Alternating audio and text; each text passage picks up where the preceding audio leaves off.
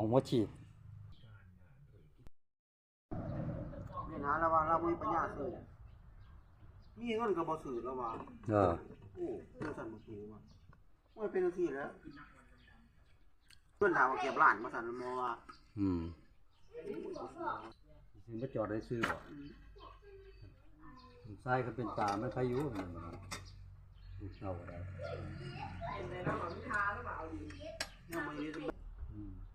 แต่รถไถเป็นบางคนอยู่สองลุงเป็นบางคนอยู่เดี๋ยวเราก็ไถไปนะว่าเอาบ่แบบว่าเอาทางนี้มันบ่จักให้ไปตามธรรมชาติโลดถ้าผ่านเราบ่เข้าใจแล้วบ่คงเราไว้ว่าเป็นสร้างนะเพิ่นนั่นสร้างเฮียนสร้างซ่านเป็นหมด